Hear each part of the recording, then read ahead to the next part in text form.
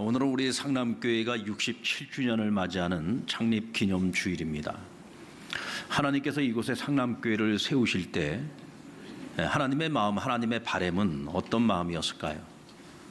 무엇을 바라고 이곳에 하나님의 교회를 세우셨을까요? 아마도 처음부터 끝까지 주님의 마음은 우리가 예수 잘 믿는 교회가 되기를 원하시지 않을까.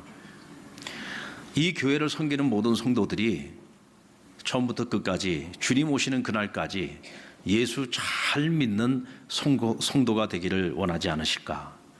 저는 그렇게 생각해 보았습니다. 오래전에 고 한경직 목사님이 남한산성에 기거하고 계실 때 찾아오신 목사님들에게 목사님들 예수님 잘 믿으세요 라고 말씀하셨다고 합니다. 목사님들 보고 예수 잘 믿으라고 했답니다. 대체 어떻게 믿는 것이 예수님 잘 믿는 겁니까? 왜 목사님들에게 이런 말씀을 하셨을까요? 신학적으로 성경적으로 예수 잘 믿는다는 이야기겠습니까? 아마도 삶으로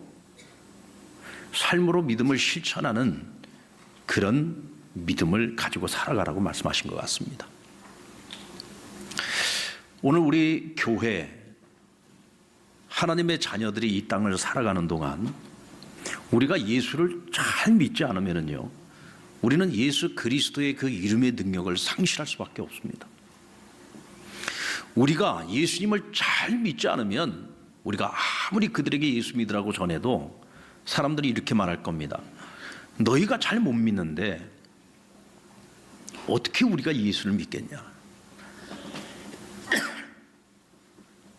너희부터 잘 믿어라 라고 말하지 않겠습니까? 그런 의미에서 우리가 잘 믿는다고 할 때 저는 고민해 봤습니다. 67주년을 맞이한 우리 상남교회가 과연 어느 자리에 서 있어야 하는가? 우리가 어느 자리에 서 있느냐가 결국은 우리의 신앙의 내용을 결정하기 때문에 그렇습니다. 오늘 본문의 야곱은 길 위에서 하나님을 만났습니다. 그리고 자신이 하나님을 만난 그 길을 하나님의 집이요 하늘의 문이라고 고백을 합니다. 그가 하나님을 만난 그 길은 본래 루스라고 하는 옛 이름을 가진 폐허가 된 성터였어요. 야곱이 형과 아버지를 속인 것 때문에 어쩔 수 없이 아버지 집을 떠나야만 했습니다. 하란 땅에 살고 있는 삼촌의 집으로 터벅터벅 걸어가던 중에 밤을 맞이한 길이었습니다. 야곱에게 그 길은 참으로 혹독한 길이었을 거예요. 춥고 배고픈 밤이었을 것이고 또 두려움과 불안한 길이었을 겁니다. 머리 두고 잘 곳이 없어서 돌멩이를 하나 취하여 베개로 삼고 잠을 청하고 있던 불편한 길이었습니다. 그런데 그 길에 하나님께서 찾아오셨어요. 그가 꿈에서 환상을 보기를 하늘로부터 땅으로 이어지는 사닥다리가 하나가 내려오는데 그 사닥다리를 주위의 사자들이 오르락내리락 합니다. 그리고 하늘에 맞닿아 있는 그 사다리 꼭대기에 여호와 하나님께서 서 계시는데 그분이 야곱에게 음성을 들려주십니다. 나는 아브라함의 하나님이요 이삭의 하나님이요 너희 조상의 하나님이다. 그러면서 그에게 축복을 약속해 주십니다. 내가 어디를 가든지 내가 너와 함께 할 것이다. 내가 무엇을 하든지 내가 너와 함께 하여서 너가 하는 모든 일들이 복을 받게 할 것이고 내가 누워있는 이 땅을 내가 너와 내 자손에게 줄 것이다. 무엇보다도 중요한 약속은 내가 너와 함께 하겠다는 약속이었습니다. 지금 두려운 밤을 보내고 있습니다. 춥고 배고픈 밤을 보내고 있습니다. 불확실한 미래에 대한 두려움과 염려 때문에 잠을 이루기 힘든 밤이었습니다. 얼마나 초라했을까요? 그러나 그 자리에 하나님께서 찾아오셔서 그를 위로하시고 그를 축복하실 때 이 자리는 더 이상 춥고 배고프고 쓸쓸하고 고독하고 괴롭고 힘든 자리가 아니라 하나님을 만나는 자리요, 하나님의 임재를 경험하는 자리요, 하나님의 약속을 받는 자리였습니다. 그래서 그는 이렇게 말합니다. 바로 여기가 하나님의 집이다. 여기 하나님이 계셨구나. 여기가 바로 하나님의 집이다. 여기가 바로 하늘로 통하는 문이다 라고 고백을 한 것입니다. 그러면서 그가 곧 이 길 이름을 베델이라고 불렀죠. 베델. 여기서 벳이라고 하는 뜻은요, 집이라는 뜻이고 엘은 하나님을 뜻합니다. 여기가 하나님의 집이라는 겁니다. 여기에 여러분 무슨 집이 있는 것이 아니에요. 그런데 왜 야곱에게는 이 길이, 하나님을 만난 이 길이 왜 베델, 하나님의 집으로 여겨진 걸까요? 여기 하나님이 계신 것을 경험했기 때문입니다. 여기서 하나님을 만났기 때문입니다. 여기서 희망과 소망을 품을 수 있게 되었기 때문이죠. 야곱의 일생을 보면 그가 하나님과 가장 가까이 있었고 가장 안전했고 그에게 미래가 있었을 때는요, 어느 한 곳에 머물려고 할 때가 아니라 길 위에 있을 때였습니다. 삼촌 라반의 집에서 우여곡절 끝에 야곱이 큰 부자가 되어서 하나님의 지시를 따라 아버지의 고향 밧단 아람으로 돌아오게 됩니다. 근데 그 돌아오는 길에 야곱의 마음속에 가장 큰 걱정거리가 있었습니다. 그것은 형 에서와의 화해였습니다. 과연 형이 나를 용서해 줄까? 나와 화해하고자 할까? 너무 큰 두려움이었습니다. 그래서 고향으로 돌아가는 길이었고 성공해서 귀환하는 길이었음에도 불구하고 하나도 기쁘지도 않고 즐겁지도 않았어요. 그것을 아시는 하나님께서 그의 인생에 간섭해 주십니다. 결국은 형과 극적인 화해를 이루게 되죠. 자, 이제 모든 근심, 걱정, 염려거리 다 사라졌습니다. 이제 하나님이 주시는 은혜와 축복을 가지고 고향으로 돌아가면 됩니다. 그런데 그가 중간에 갑자기 샛길로 빠져버렸네요. 밧단 아람으로 가지 아니하고 갑자기 세겜이라고 하는 성으로 올라갑니다. 그리고 그곳에 자리를 잡고 그곳에 뿌리를 내리고자 했습니다.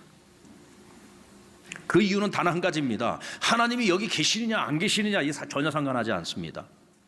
내가 여기 머무는 것이 하나님의 뜻이냐 아니냐 전혀 상관하지 않았습니다. 아니, 하나님께 묻지도 않았습니다. 그저 눈에 보기에 이 세겜이라는 성은 너무 매력적인 성이었습니다. 사람들이 누구나 가나안에 사는 사람들이라면 누구나 가고 싶고 살고 싶은 땅이었습니다. 왜냐하면 이곳은 이미 도시가 형성되어져 있었기 때문이죠. 교통의 요지였습니다. 문화가 발달되어져 있었습니다. 누구든지 성공을 꿈꾸는 사람이라면 한 번쯤 살고 싶은 곳이 바로 세겜이었다는 거죠. 사람의 눈으로 볼 때 사람의 영광을 추구하는 자들이 누구든지 가서 살고 싶은 곳이 바로 세겜이었습니다. 눈에 보기에 좋은 것을 찾아 야곱은 세겜성에 가서 그곳에 뿌리를 내리고자 했습니다.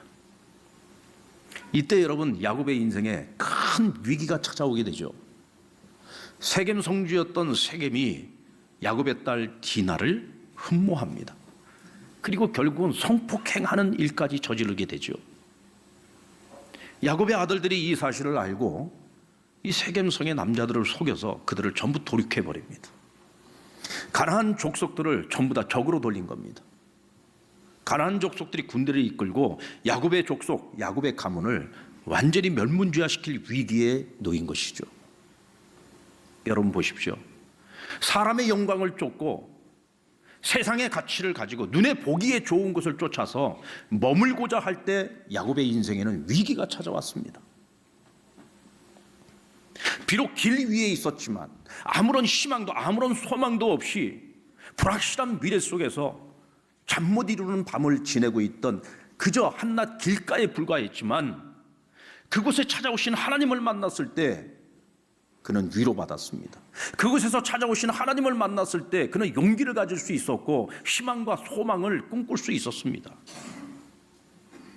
사랑하는 여러분, 오늘 교회가 서 있어야 되는 자리는 어디입니까?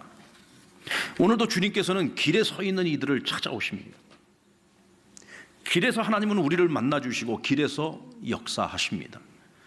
이스라엘의 역사를 보면 그들은 길을 가고 있을 때 하나님 제일 잘 믿었습니다.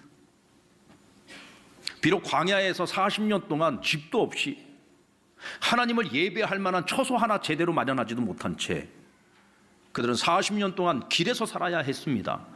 그럼에도 불구하고 가장 안전했고요, 하나님과의 관계에서도요 가장 성숙했고요, 그래도 광야 교회를 지내는 동안에 그들은 하나님을 제일 잘 믿었습니다.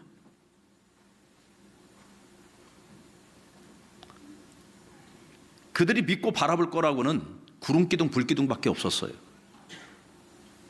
구름기둥이 그들 위에 머물러 있으면 그 구름기둥 아래에 그들은 진을 치고 하나님의 인도하심을 기다렸습니다.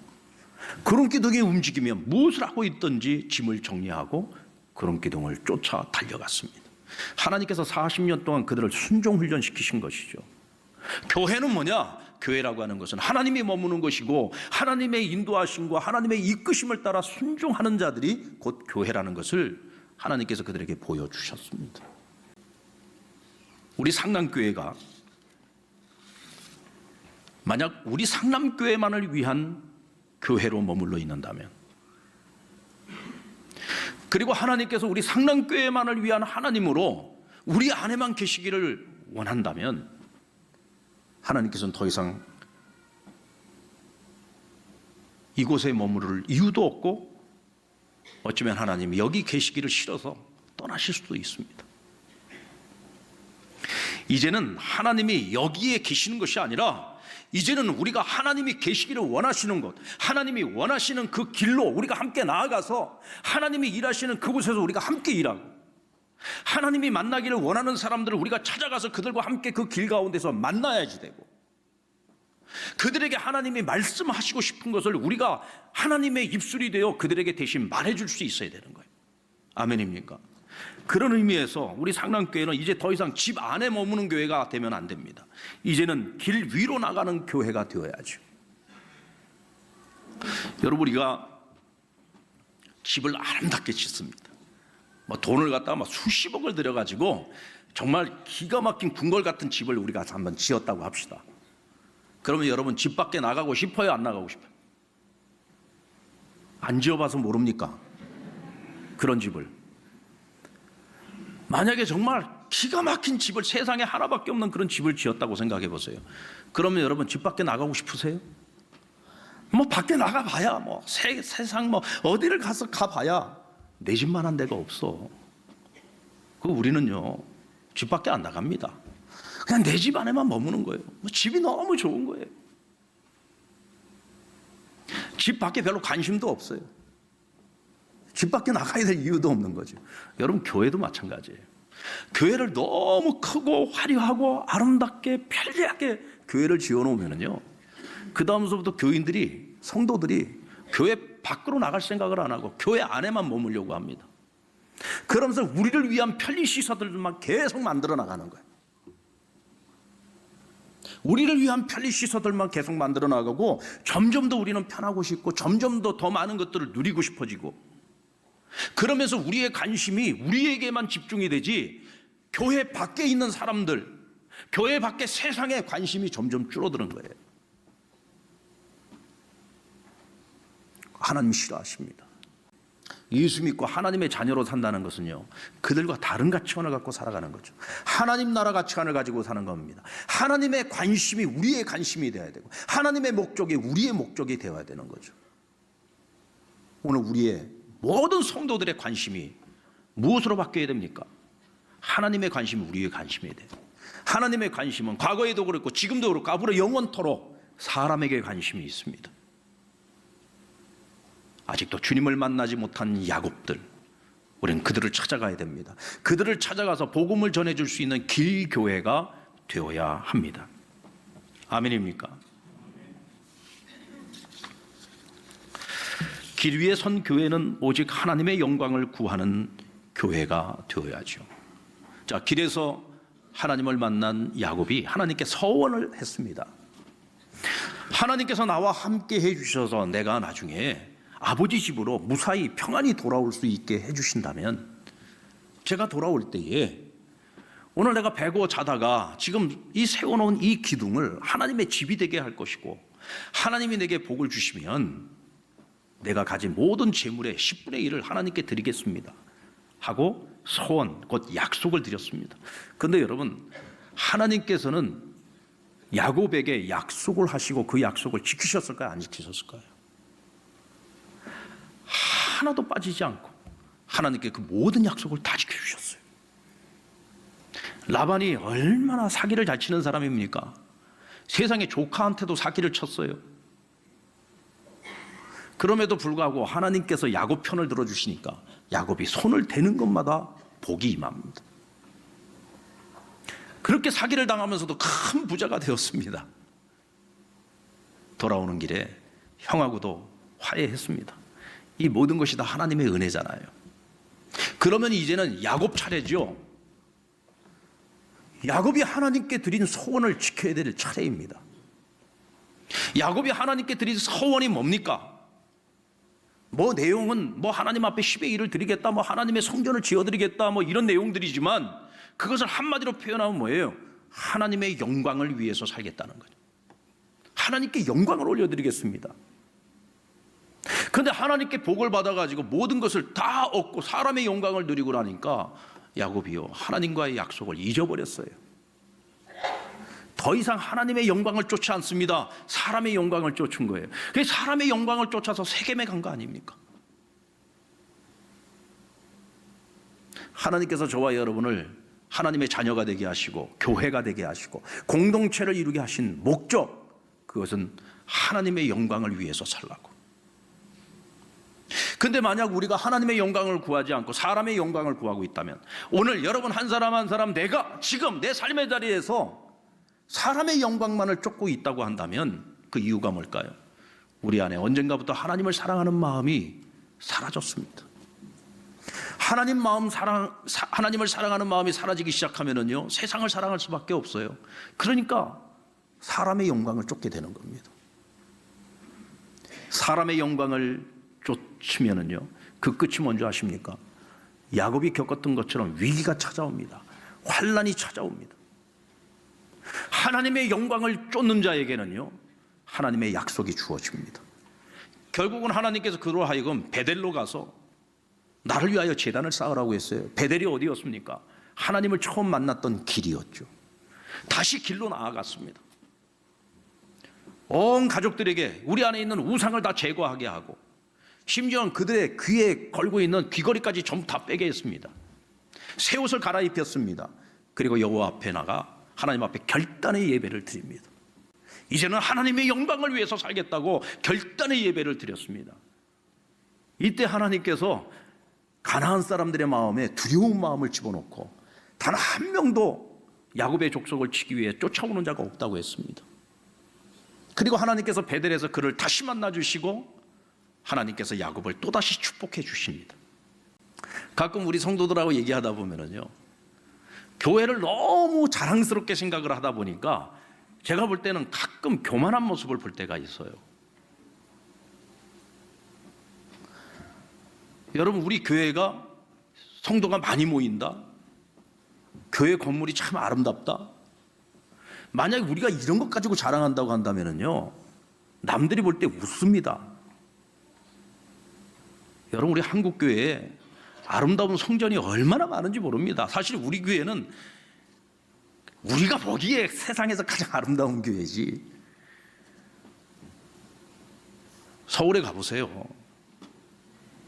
얼마나 아름답고 정말 기가 막히게 지어놓은 교회들이 얼마나 많은지 몰라요. 그러니까 우리가 교회의 이런 아름다운 모습만 갖고 우리 자랑하면 안 돼요. 우리가 많이 모인다고요?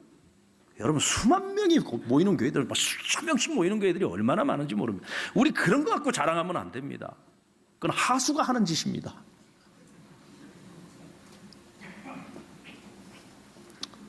우리는 하나님이 기뻐하시는 교회가 돼야 돼요. 하나님이 쓰시기에 좋은 교회가 돼야 됩니다. 그래서 하나님이 주신 것들을요, 그냥 우리 안에만 담아놓고 있는 고여있는 우물이 되면 안 되고 끊임없이 흘려보내는 교회가 돼야 돼요. 흘려보내는 교회. 이제는요, 우리 상남교회는요, 섬기는 교회입니다. 누리는 교회가 되면 안 돼요. 사실 우리 상남교회는 누릴 것이 많은 교회입니까? 섬겨야 될 것이 많은 교회입니까? 사실 누릴 것이 훨씬 많은 교회예요. 그러나 여러분, 작은 개척교회들, 아직도 자립을 못하고 있는 교회들, 그런 교회들 가보십시오. 그런 교회를 섬기고 있는 목사님이나 성도들은요, 누릴 것이 없어요.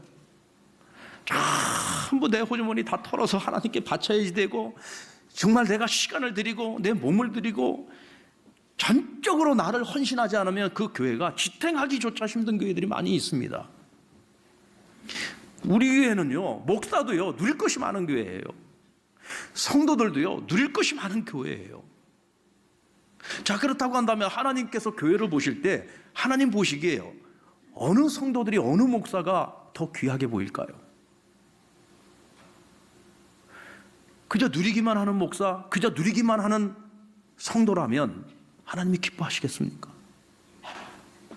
정말 작고 보잘것없어 보이는 교회일지라도 그 교회에서 자기 모든 것을 희생하고 모든 것을 헌신해서 열심히 하나님 나라를 위해서 힘쓰는 그런 목사, 그런 교회 성도들이 하나님 보실 때에는 더 이쁘지 않겠습니까?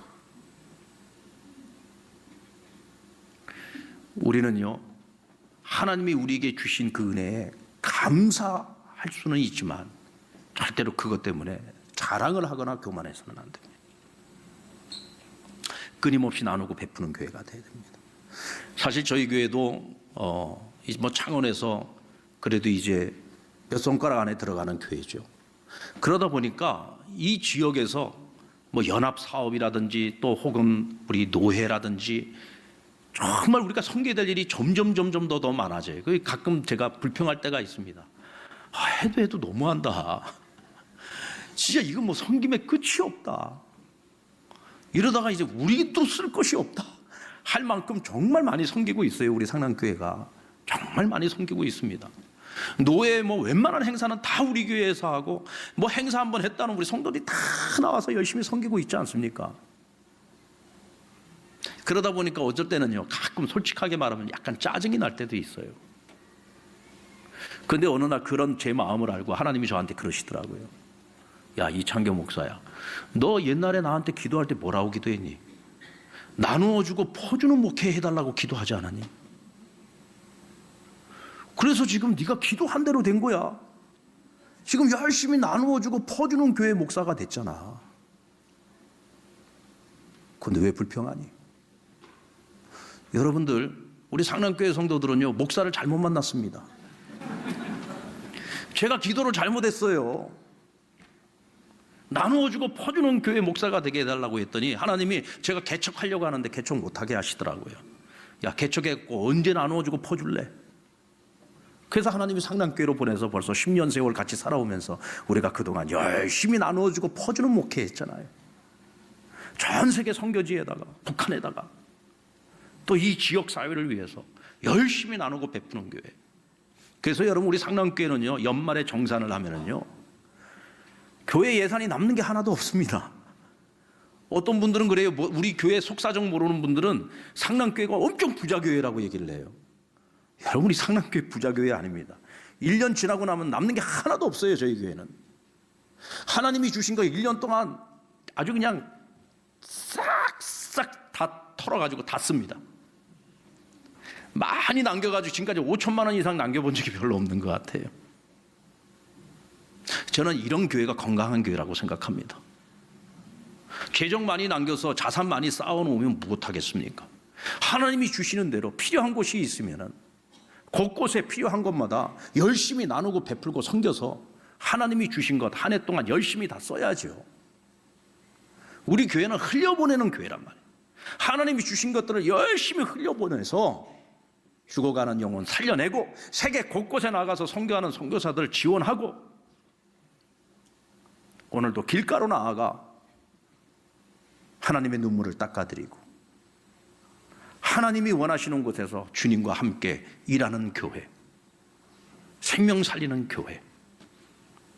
우리 상남교회는 주님 오시는 그날까지 그런 교회로, 길 위에 서 있는 교회로서의 역할을 잘 감당해서 칭찬 듣는 그런 하나님의 교회, 하나님의 성도들이 다 되시기를 주의 이름으로 축원합니다.